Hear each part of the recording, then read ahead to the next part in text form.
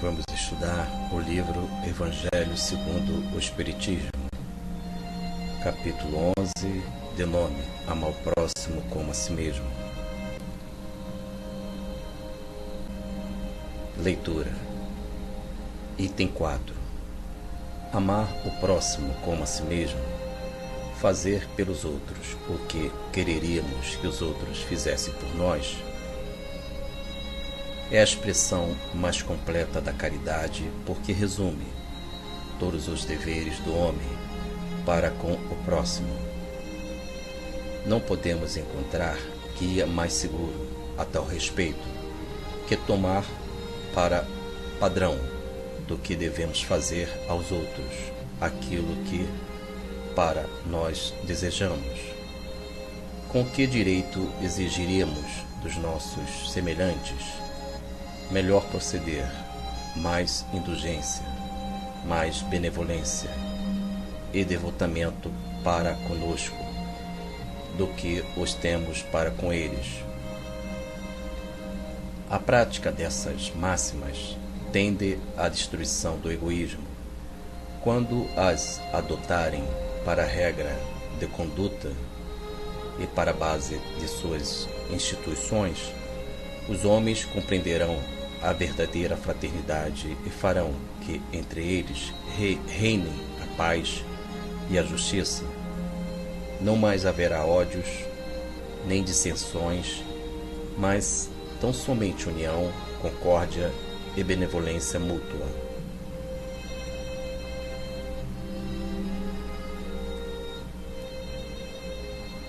Companheiros, nós finalizamos a leitura. Amar o próximo como a si mesmo identifica o devido equilíbrio que devemos ter diante das nossas ações, de como proceder com o nosso próximo, os nossos entes queridos. E temos, a fim de que possamos estudar o tema de hoje, o Livro dos Espíritos, em sua questão 614, que diz a respeito das leis de Deus, que só seremos infelizes quando nos afastamos das leis de Deus. Amar o próximo como a si mesmo é a base da nossa vida em Cristo, porque devemos impregnar, incluir em nossa definição de vida, como conceituamos a vida, esta orientação sagrada, que é amar o próximo como a si mesmo. Senão, nós iremos viver as transgressões das leis divinas, iremos incidir nas responsabilidades da lei de causa e efeito, porque se eu nego o meu próximo no respeito, numa relação humana de respeitabilidade, de fraternidade e de entender que o meu próximo é uma extensão de mim mesmo, em bondade, em compreensão, se eu não agir desta forma, irei viver as consequências da lei de causa e efeito. De modo que amar o próximo como a si mesmo é justamente inserir, incluir os valores sagrados do Evangelho do Senhor Cristo, mas não somente nos lábios, mas nas ações. E temos também uma orientação profunda de proveito do Livro dos Espíritos, que é a questão 75, item A, do Livro dos Espíritos, que Allan Kardec, o professor Allan Kardec, pergunta aos espíritos superiores, ao mundo superior, a respeito da razão. É uma pergunta muito relevante. A pergunta é próximo disso. Diz: por que a razão não é um meio infalível?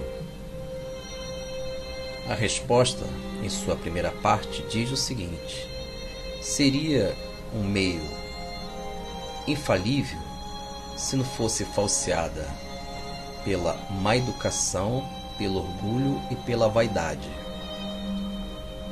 Ou seja, se nós não entendermos que o nosso comportamento ele pode estar equivocado, falseado por um conceito orgulhoso, egoísta de ser e pela má educação, eu não irei entender o amar o próximo como a si mesmo, esta lei maior, porque irei sabotar, irei ter uma visão parcial, fragmentária de uma lei luminosa.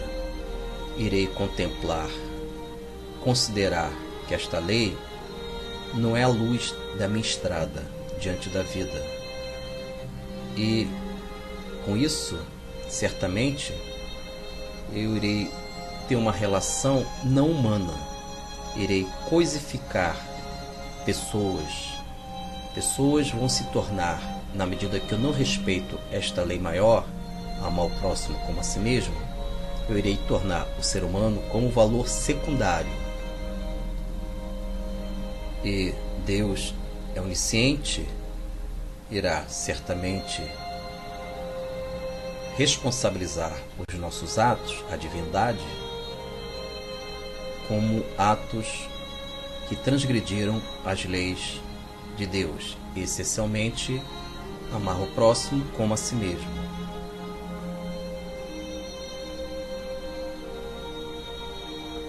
De modo que o fundamental, amigos dos estudos, é termos as reflexões. Se a nossa razão não entender que amar o próximo como a si mesmo é a orientação para os nossos atos, eu estou priorizando um mundo transitório, um mundo efêmero. E por uma lógica, eu estou falseando, uma lógica infeliz, eu estou falseando esta lei em minha vida, tornando o ser humano em segundo plano e esquecendo que amar o próximo deve ser a si mesmo, ou seja, colocar o próximo nas minhas condições de vida. O que eu desejo, o que almejo para mim, devo também refletir, estender esse tal valor para aqueles que encontram-se em minha volta. Então, queridos amigos, vamos refletir, analisar e ter o Evangelho do Senhor Cristo como fonte de orientação e de vida para todos nós. E devemos entender também que só seremos amados quando nós desenvolvermos os valores dos espíritos superiores em nosso mundo interno.